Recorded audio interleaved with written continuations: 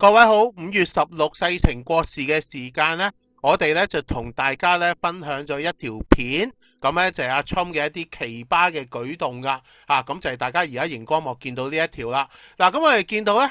就係阿 Trump 呢就翻閱佢隔離嗰個位上面嘅嗰一份文件，鉗咗兩下放翻低，跟住若無其事咁坐翻喺度。咁其實呢一個咁樣嘅視頻呢，我哋見到上面嘅標題呢，係話趁阿習大大去廁所，因為習大大正正就係坐喺阿 Trump 隔離，咁然之後就話阿 Trump 呢係偷睇佢嗰本嘢㗎。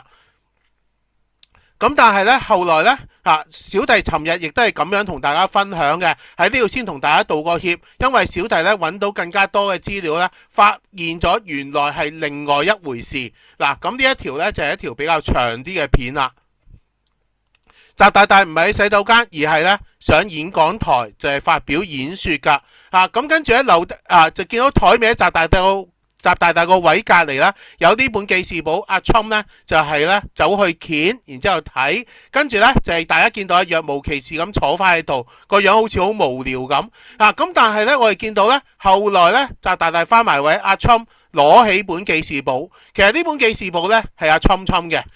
咁其實好明顯咧就係阿 Trump 響習大大發表演說之後咧，到佢發表演說，佢帶埋佢本筆記上去嘅啫。咁所以咧真係好抱歉，就係小弟咧誤導咗大家，冤枉咗阿 Trump 先。咁所以喺呢度咧先同大家咧係道個歉。咁其實咧我哋見到阿 Trump 咧，雖然佢今次咧並冇偷睇習大大記事簿呢個咁奇特嘅舉動，佢睇緊自己本記事簿，但係呢，小弟呢真係可以話阿 Trump 自從響佢踏入政治圈之後，可以話係笑料不絕噶。呢啲外交笑話呢，其實最近都發生過一次。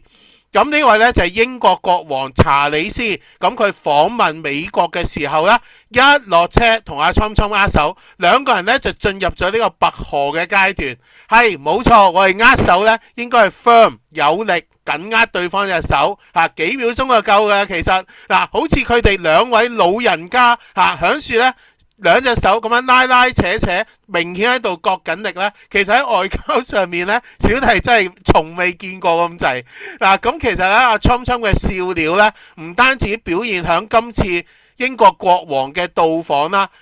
咁其實呢，我哋見到佢唔單止係接車嗰一刻，其實之後呢，就握手嘅話題一樣有其他嘅笑料。例如而家呢一段，我哋見到呢，阿卡美拉就係同阿 Trump 嘅幕僚呢，就係握手，然之後跟阿 Trump，大家伸隻手出嚟，好，我又過嚟握先，我中意握手啊！咁我哋見到咧，查理斯手都伸埋出嚟啦，但係咧唯有，我冇眼睇啦，你出去握就握啦，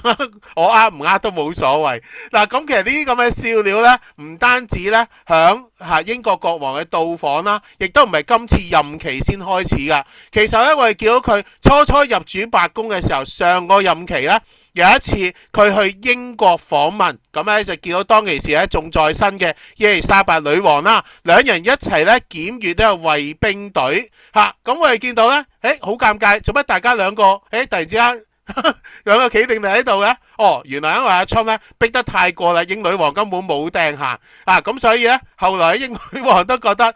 你中意企邊啦。佢根本咧完全咧冇諗過其他人啊，淨係自己咧一路向前行，揾個佢中意企嘅位置，搞到咧佢隔籬啲元首都冇位企噶。咁其實咧我哋見到咧呢啲咧只不過係一啲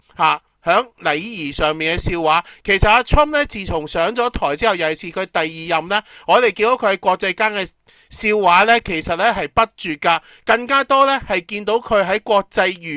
際宣佈上面咧。一啲新聞嘅宣佈咧，成日響說信口雌黃，為自己攞着數，講完嘅嘢唔認數，跟住咧甚至可以今朝講完夜晚推翻。咁所以小弟覺得咧，無論今次咧